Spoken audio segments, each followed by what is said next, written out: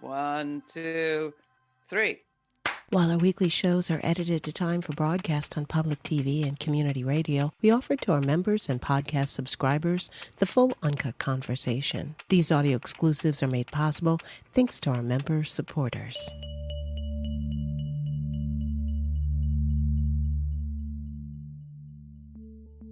Human beings. We all know by now that we can be a menace to the natural world, but can we also be medicine? With her latest project, best-selling author Robin Wall Kimmerer not only answers in the affirmative, but describes how restoring plants can restore our sense of reciprocity with the land, each other, and the earth.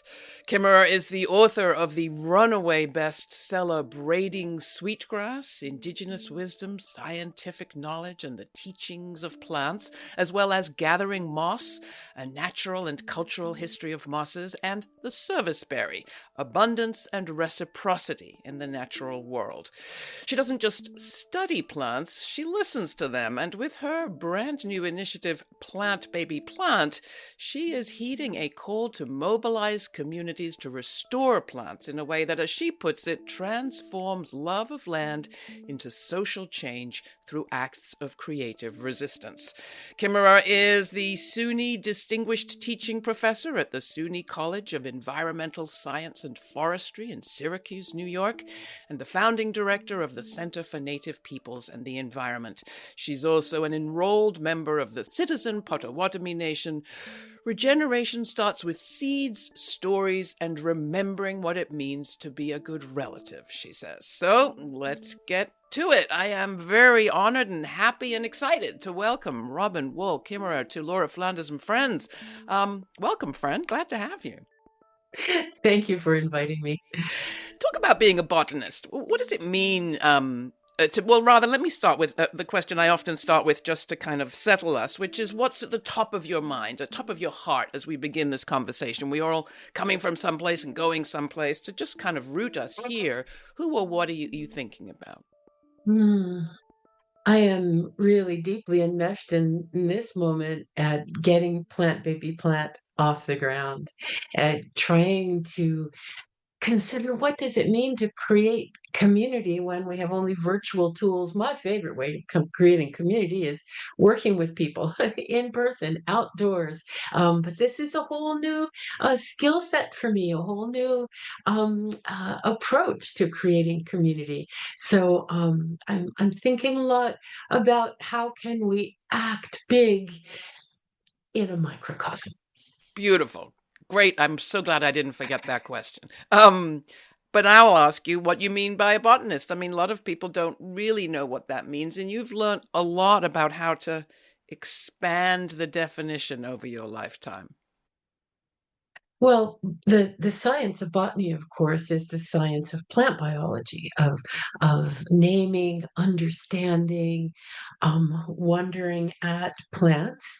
But I'm the kind of botanist who is more interested in learning from plants than learning about plants.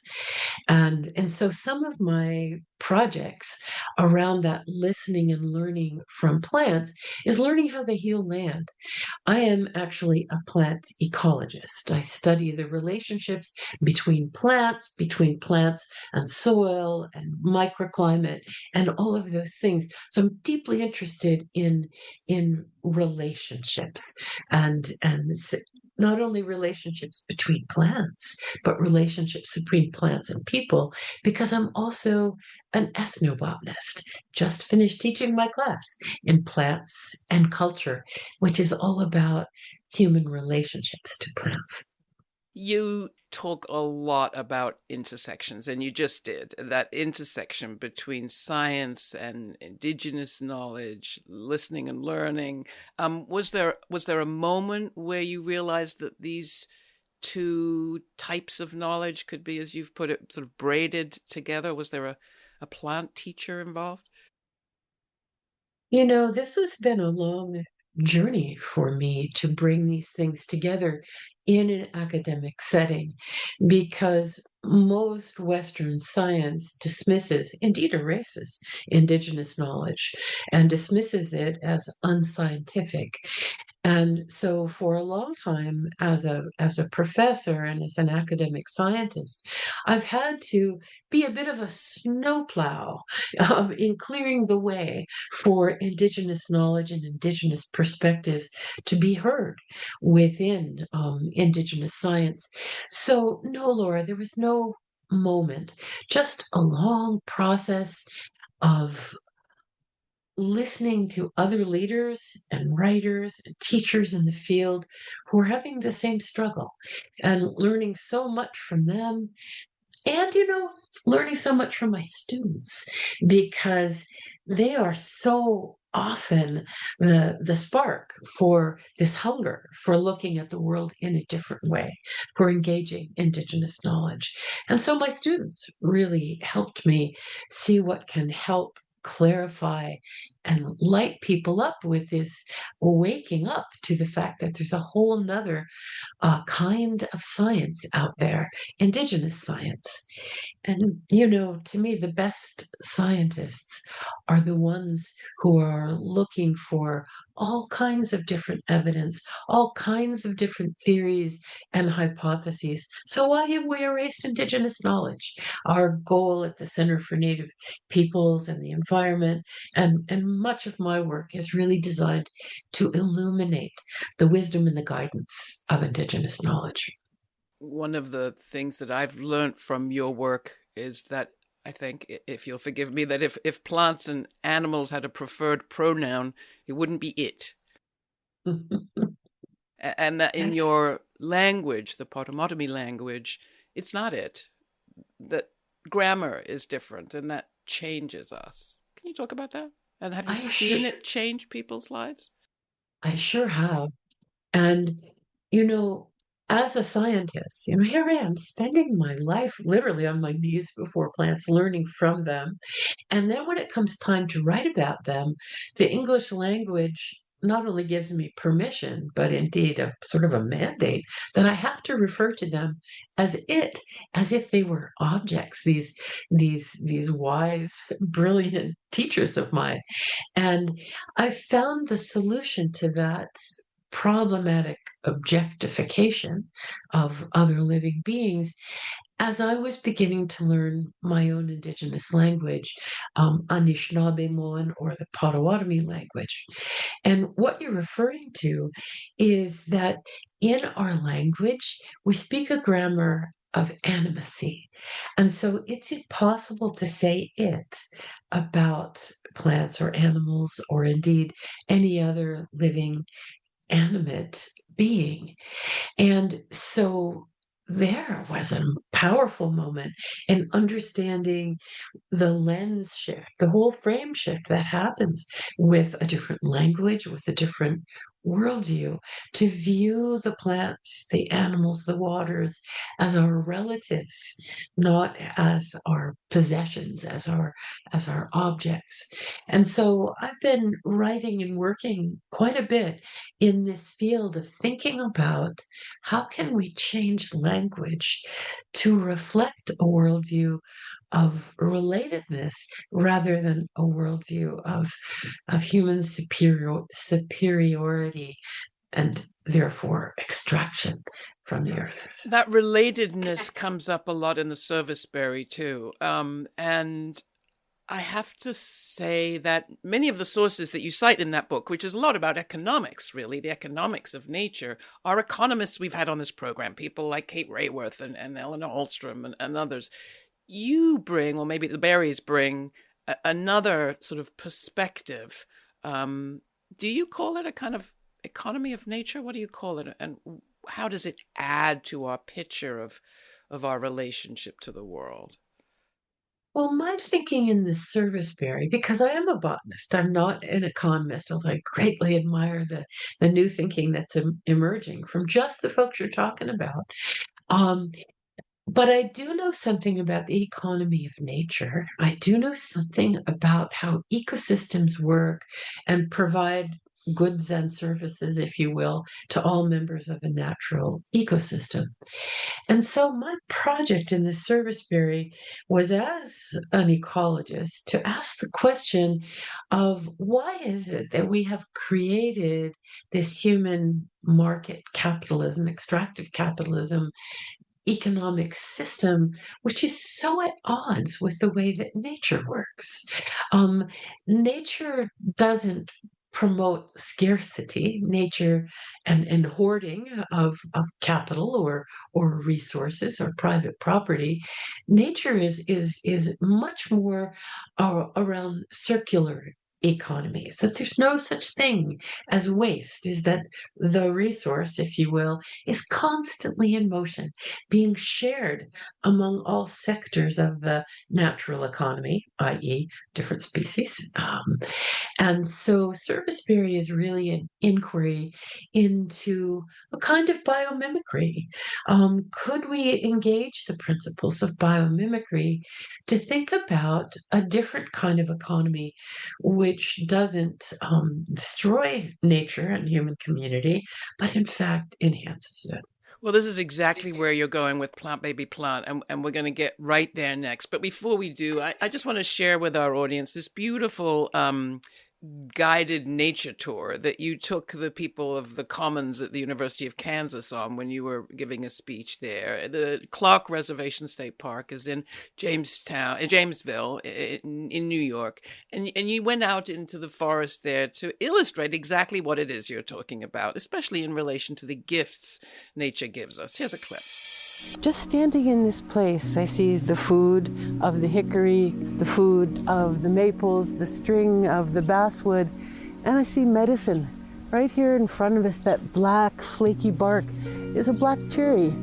And did you ever wonder why cough drops almost always come in black cherry flavor? It's because black cherry is a cough medicine. And the bark of the twigs of that tree boiled down make a really good soothing cough medicine. And so, yes, you look at the world as full of biodiversity and these amazing beings living their lives, but they also are in relationship with us. And you see the cedars, really good respiratory medicine. We'll get close to one later. We came by a hemlock, which is super good for colds. It has tons of vitamin C in it. So they're medicines. They're medicines all around us to be honored, to be respected. And in fact, in our Potawatomi language, the word for plants is mishkakin, which means the medicines, but it also means, if you take that word mishkakin apart, it means the strength of the earth. There in that clip, you talk, Robin, about the gifts of nature. And as you talk about your new project, you're coupling or braiding into that message, a message of our gifts as people back to nature. And I think that's so important because, I don't know, I'm not Indigenous, probably Celtic of some kind, who the heck knows, from Europe. I was trained in the kind of Marxist tradition, and Marx, it should be said, was very adamant that natural words like growth should not be applied to the man-made capitalist economy. He was very clear that there was a conflict there and that the language of nature shouldn't be applied to these man-made systems. And as I thought of your work, I thought how all of us, in fact, have been, Marx would use the word alienated from that natural world, from our relationship to it. And for a lot of us, we've felt like, well, the best thing we can do is just leave it alone, not go there, not touch, not pick, not dig. But you're offering us another way to return to a reciprocal relationship. And that's a good long way of asking you a question about Plant Baby Plant, I love how you framed that, Laura, because it's really a very active choice and decision that we have to kind of decolonize our minds from this industrial revolution concept that the earth belongs to us, is a source of nothing more than belongings, natural resources that are our property, that we're there to take the vision of human beings as apart from nature, and our sole role really is to take. I mean, heck, our own government doesn't call us citizens anymore. We're called consumers, as if that is the only thing that we do. But in the Indigenous worldview, there is this beautiful notion that, of course, we have to take from the living world because, regrettably, we can't photosynthesize. But we have to take in a way that does honor to the living world and keeps the living world living and in motion and in balance. There is this notion in many Indigenous worldviews that human beings play a critical role in maintaining balance, that the way that we take from the living world can actually be regenerative. Some of my own research with sweetgrass has shown that sweetgrass left alone declines. Sweetgrass harvested in a respectful, sustainable way doubles its population. There are many plants that respond very positively to human intervention. And so this idea that human people can be medicine for the land, I mean quite literally, that we can be healers. After all, we have made a tremendous mess of this beautiful paradise that we have been given to live in. We have made a mess. Isn't it time that we do dishes in Mother Earth's kitchen? We have had the feast. We have taken and taken and taken, and now is our opportunity to give back. That's how natural systems work. You cannot relentlessly take without giving back. And that's been the missing piece. We just take, we don't give back. But when you think about human beings as agents of environmental healing, as opposed to environmental destruction, that invites us back into the party, doesn't it? Instead of saying the best thing you can do is get out of here. No, no, no. The best thing you can do is be a healer. And let me tell you that there's some really good science supporting this. One of the big studies out of the UN, a UN biodiversity report a couple of years ago, and what it documents is the heartbreak of biodiversity loss all over the planet, right? We know this. We see it outside our windows. But in this study, what they showed was that there are places on the planet where biodiversity is not crashing. And those places are in lands stewarded by Indigenous peoples using the Indigenous worldview of people integrated with land and being medicine for land, not people outside nature where we wrap it over here and put a velvet rope around it over here. That doesn't work. We have shown that doesn't work. But this study suggests that this Indigenous worldview of reciprocity and kinship has very tangible, practical outcomes for biodiversity. Give us some examples of this sort of creative resistance, especially in the context of kind of ecological restoration. I know you've worked at the Onondaga Superfund site. Are there other examples you want to lift up where human engagement absolutely has made a difference? Within ecological restoration, our ability to apply scientific tools, engineering tools, design tools to heal ecosystems has been practiced now all over the planet.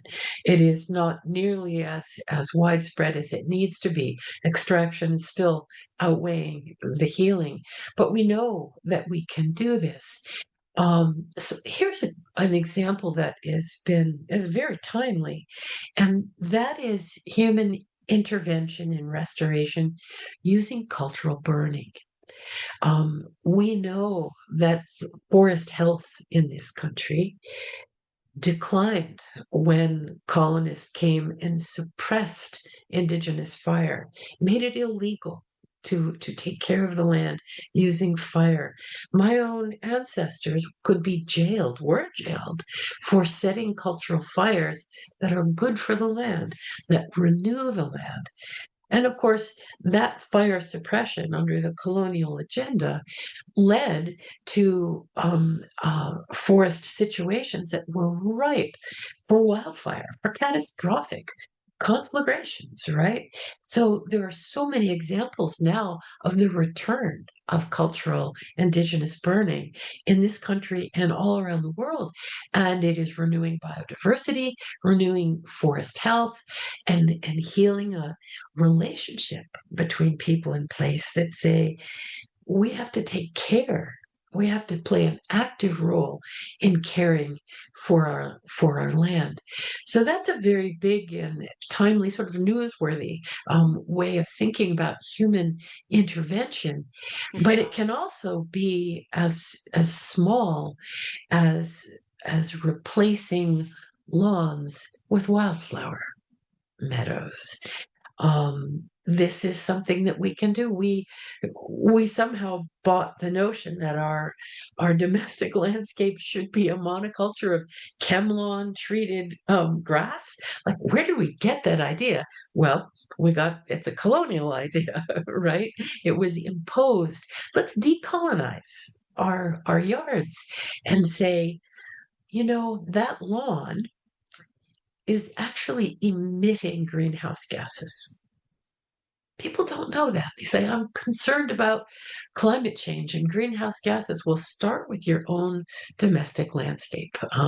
When you convert a lawn into a wildflower meadow or perennials or native plant landscapes at an orchard for you and your neighborhood, suddenly you shift that balance. You're now sequestering, storing carbon in soil and in plant biomass. So you take an active step to remove carbon dioxide from the atmosphere in the choices of your landscaping. So it is from landscape level to backyard level. As we say on this show, this is the place where the people who say it can't be done take a back seat to the people who are doing it. From our recent conversations with Dolores Huerta on courage, or with the federal workers blowing the whistle at HUD, or with the congresswoman and the Marine veterans standing together against the militarization of our cities, we seek out stories that can inform and even inspire. We're proud to stand strong, but we can't do it alone. Independent journalism like ours only survives because people like you believe it matters. If you value bold reporting on grounded solutions for a fairer future for all, please consider making a donation today at lauraflanders.org. And thank you for standing with us at Laura Flanders and Friends and for helping to keep independent journalism like ours alive and kicking. I mean, you got Donald Trump out there talking about drill, baby, drill. Here you come with plant, baby, plant, and I get the reference. What do you want people to do? You've mentioned a few things there, but what about people in the cities? I have one idea, but I'm not sure that it works. But I am curious what you would like urban people to see as their role, because we can often feel very removed from even having a yard. Absolutely. I'm so glad that you're asking that, because so much of our population is urban, and there's a great deal in sustainability solutions that tells us that's the energy efficient, water efficient, resource efficient way to live. So what do? Well, in the plant baby plant movement, we recognize that not everybody has the privilege of caring for a piece of land. So one of our goals in Plant Baby Plant is to heal land. But one of the other acts of creative resistance is to build community. And the third one is to build power. And building community and building power are, I think, the gifts of urban communities, right? The dialogue, the resources, the activation that can happen there to hold our leaders accountable, to direct resources to land care and to just political and green action. So we're absolutely mindful that this care for land doesn't just happen with seeds and a shovel.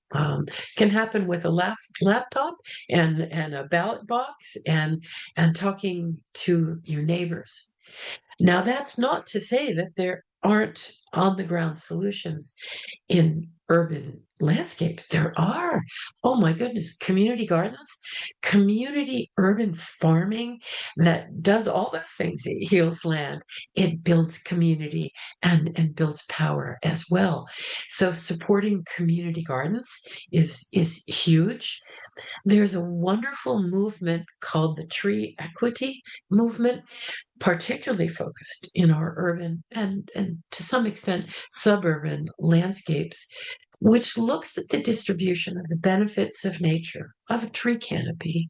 And when you look at that distribution in cities, what you find is not surprising that it follows redlining, right? There is a huge justice gap between the access to trees and demographics in our cities. So there is a move, and this is something that urban neighbors can agitate for and indeed build in their own communities, is high quality nature within a 10-minute walk of every citizen of the city. That these gifts from the natural world are not just meant for the wealthy. These are gifts that are there for all of us. So the tree equity movement is one, and the community garden movement are ways that urban folks can participate. Oh, it's even been shown that the small act of pollinator gardens built on your fire escape create resources when magnified over a whole block for pollinators and for birds. I'm a big advocate of potlucks. Very simple, very pollinating of ideas and power and connections. Works for me. And there's another story that I was struck by as I looked at the history of Braiding Sweetgrass, your book, that sort of speaks to this as well. The book was published in 2013. You took it to a small independent publisher, Milkweed Editions in Minnesota. It was picked out of a slush fund, as I understand it, by a staffer and brought into publication. It didn't get any major reviews, but 7 years later, because of booksellers and buyers and word of mouth, it is a worldwide bestseller. You've got like 3 million copies sold, 20 languages it's been translated into. To me, that's sort of a lesson of reciprocity of a certain kind, people power. And with your most recent book, Serviceberry, you're taking an action in the publishing too. When I got to the end of the book, I realized, you're donating your advance royalties. To what extent is what you're doing, how you're doing it, also important to the message that you're bringing? Thank you for realizing that, Laura. Exactly. Great story. Right? We don't have to be complicit with these structures that are exploitive. It's and I love that. I love that the process by which we create community and share stories and try to catalyze a kind of cultural transformation to a reciprocal worldview rather than an extractive worldview. It matters how we do it. And I love your notion of a potluck. To me, in Plant Baby Plant, that's the vibe.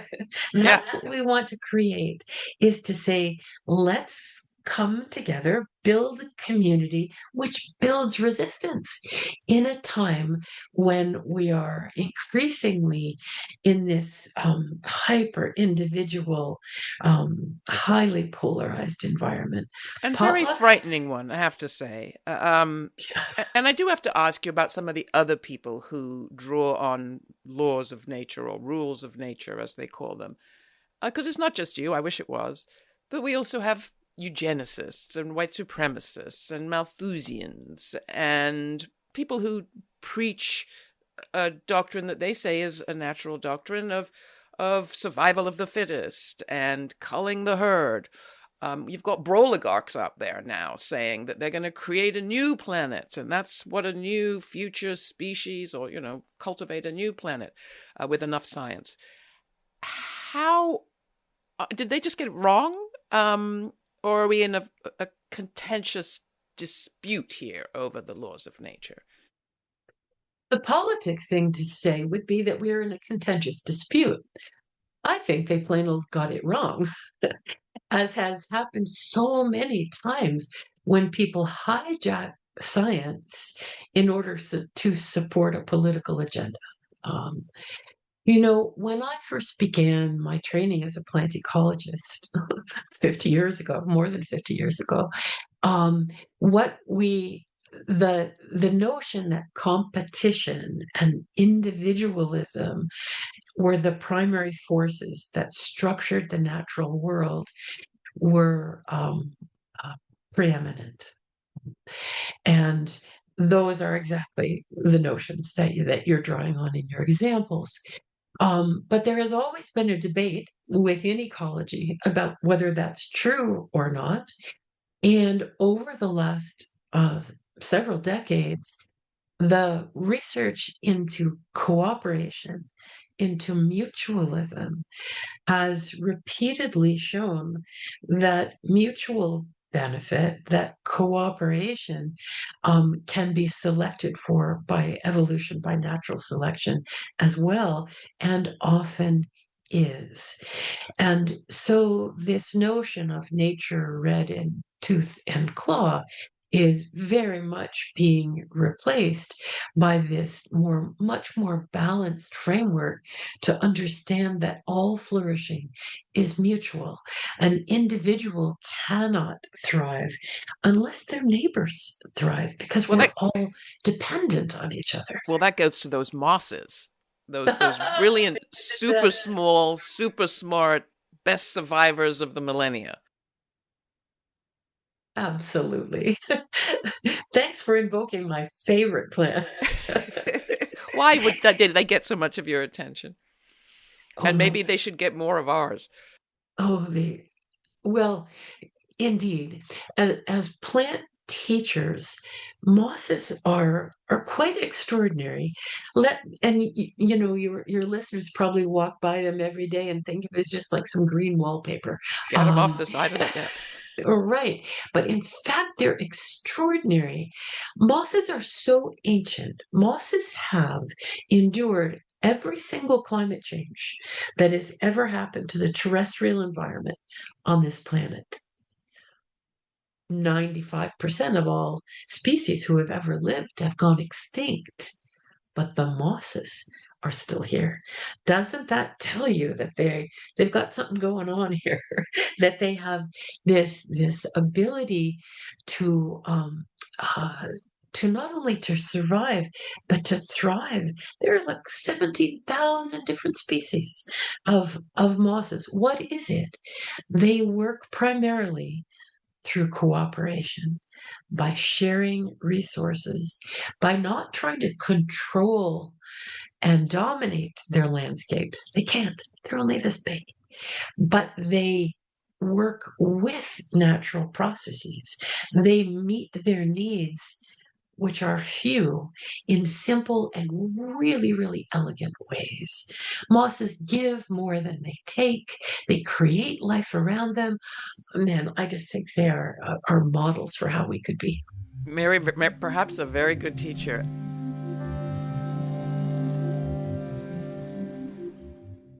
I do want to get back to Plant Baby Plant before we go, but I also have to ask you one more question that's been tormenting me and others too, and that's the place of AI in all of this. Obviously, we have had technology help when it comes to climate tracking and hurricane watching and DNA decoding and probably plant breeding and cross-species observations.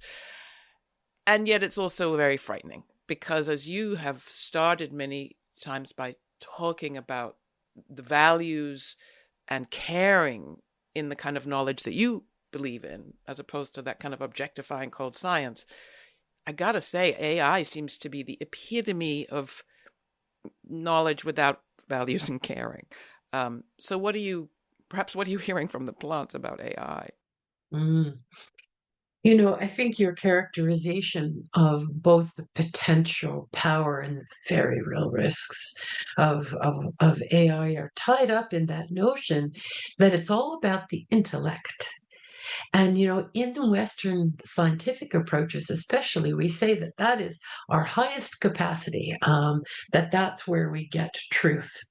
In the Indigenous worldview, there's this notion of this holism that says in order to find our way through any problem, we need to use all four gifts of the human mind, which are the intellect for sure, but also the knowledge of the body, those things we can observe and sense and measure as good scientists do. But we also honor emotional intelligence and our engagement with mystery, spiritual knowledge, those things we don't understand, with the humility to know that there are things way bigger than we are, and that we have to use all of those tools to solve complex problems. And I think you're exactly right. AI does not have the capacity to use all of those tools.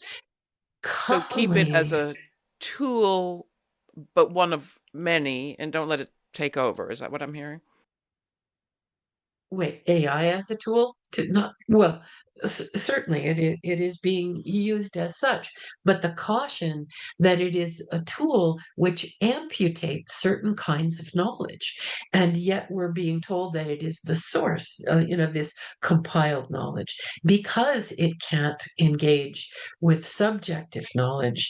We have to be very, very careful that it doesn't and acknowledge that it doesn't reflect our values, our ethics, and our responsibility for knowledge. Well, that takes me back when I check in with my emotional knowledge. My emotional knowledge is pretty sad these days. And even at the level of thinking about the natural and animate world as relatives, I take a drive 2 hours, pretty much, many, many days of the week. I'm driving on the highway. And in the course of 2 hours, I see at least a dozen deer and groundhog and squirrels and sometimes a cat or a dog. And I've been practicing, we're all relatives, and there they are, and she and he. It's heartbreaking. And I hear that a lot from people, that they do believe that we will come back from the brink of disaster with respect to fascism and democracy. They have quite a lot of confidence that we will pull back from the worst of our political environment at this moment. But there is a sinking suspicion that it's, as some people say to me, too late for the planet, that clock is ticking. And for somehow in my heart, that's mixed up with my sense of I can grieve each of these creatures as I go by, but I'm still grieving them. And what am I doing? And so that's my question. How do you also grapple with the grief that comes from that kind of heartfelt connecting to the world? Yeah, I'm reminded so often of that Aldo Leopold quote of the consequence of an ecological education is to live in a world of wounds because we see, right? I think it is so important that we embrace ecological grief rather than look away. We have to embrace it. And the reason I say that is not only to ground us in the reality of what we are doing, but when we recognize that pain that we feel for the natural world, for our relationships with the natural world, is also the measure of our love for the living world. And it is that love which is mirrored in the grief that makes you get back up and say, not on my watch. I love this land. I love these beings, my relatives, too much to stand idly by. Um, and Laura, that's where baby plant came from.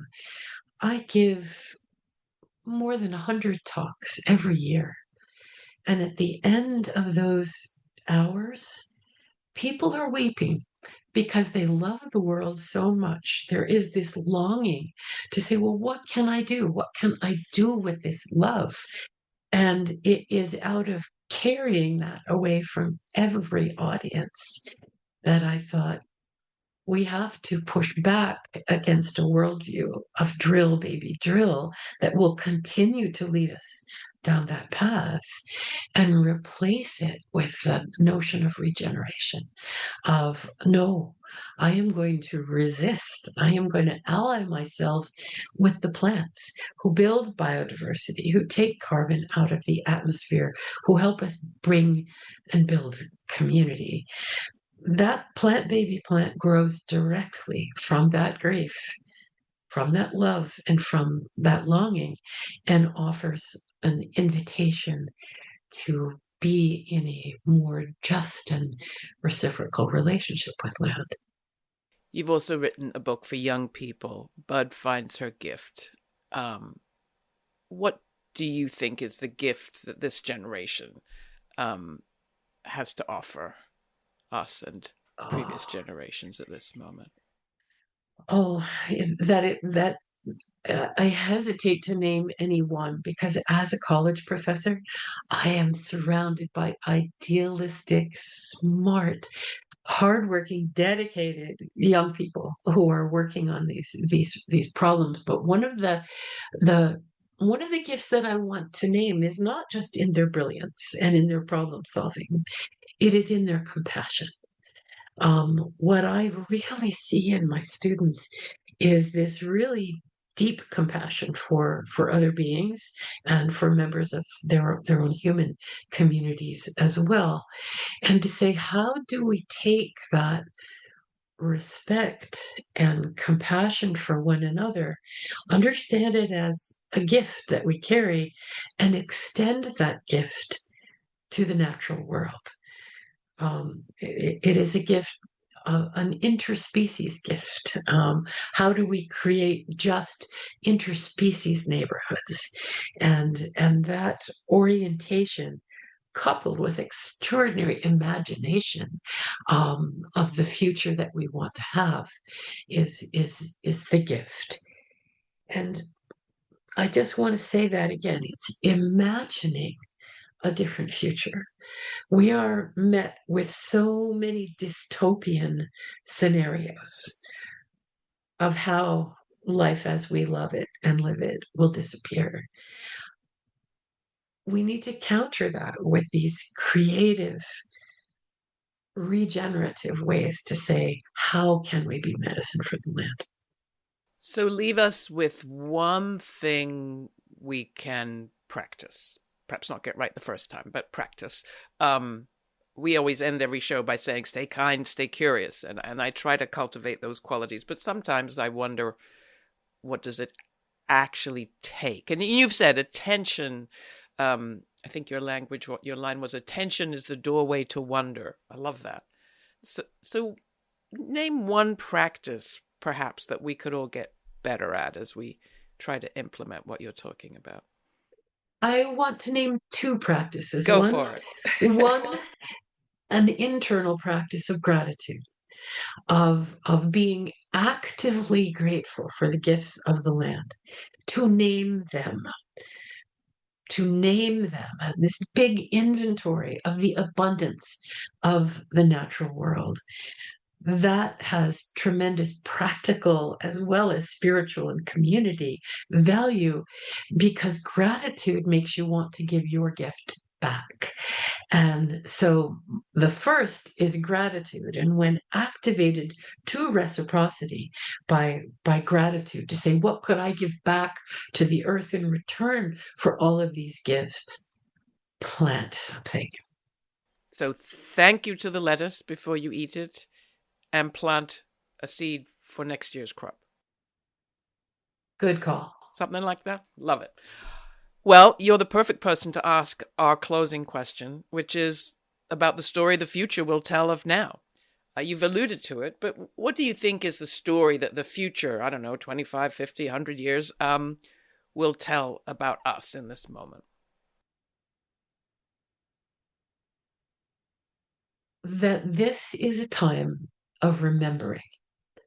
When we cast off the stories that industrial colonialism told us of who we are as people, and we remembered that we can be givers to the land, we remember that word is so important. I'm not just casting my mind back, but forward, because remembering our kinship with the living world and acting out of that kinship is the nature of this moment, the potential of this moment to be in the age of remembering who we are as humans. Robin Wall Kimmerer, thank you so much for all your work and for Plant Baby Plant. I encourage people to check it out. It's been really a pleasure and an honor having you with me here on Laura Flanders and Friends. Thank you, Laura. Thanks for taking the time to listen to the full conversation. These audio exclusives are made possible thanks to our member supporters. Please join our members now by making a one-time donation or by making it monthly. All the information is at lauraflanders.org. And thanks again to all of our member supporters.